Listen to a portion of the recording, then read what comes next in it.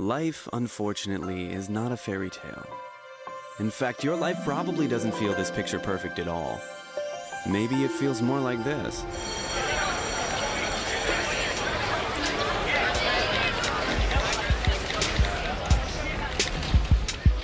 Meet David. He's a good kid, a regular teen, as much a sports fan and a Minecraft prodigy as any 15-year-old boy might be.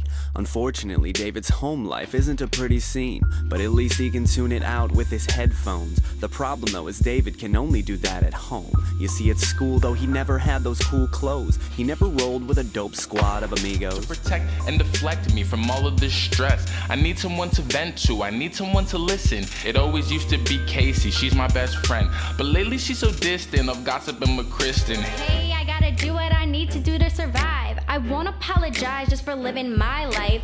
I'm sorry high school's getting you down, but it ain't my job to maintain your smile. It ain't my job to maintain your smile. I love you, man, but for a while, I think I'm gonna need to keep my distance. I think I'm gonna need a friendship break, David. I'm branching out now.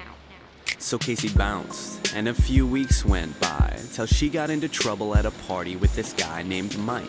A senior invited her to his room and... Poor Casey. She made a terrible mistake. Her so-called friends started flame-throwing hate. The makeout session was taken out of context, and Mike didn't help at all. He saw it as a conquest. Everybody shared it. Everybody shared it. Circulated her on the Ferris wheel of embarrassment. Like, share, comment, then share it again. Congratulations, sophomore, you're a viral hit.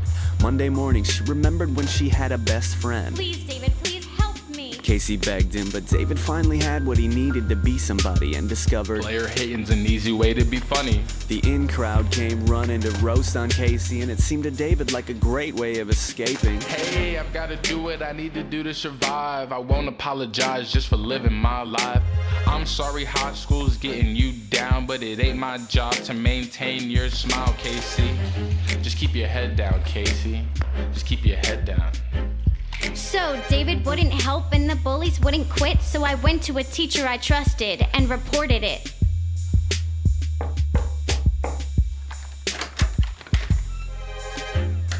Yes, poor girl. This problem is unfortunately common in the world of adolescent antics. That's why we make these pamphlets. Here, look through this one while I phone your parents. So Casey was embarrassed, but it helped a little bit to talk about it, till the next day when she heard the bullies whisper, What's this, tattletale, loser, weirdo? Not again. The voices followed her home. They wouldn't leave Casey alone, and then her grades started slipping. Her health became an issue. You know, stress can have a terrible effect on you. But on the bright side, David saw it. He shot a text. What up, Casey? How you doing? And even tried calling.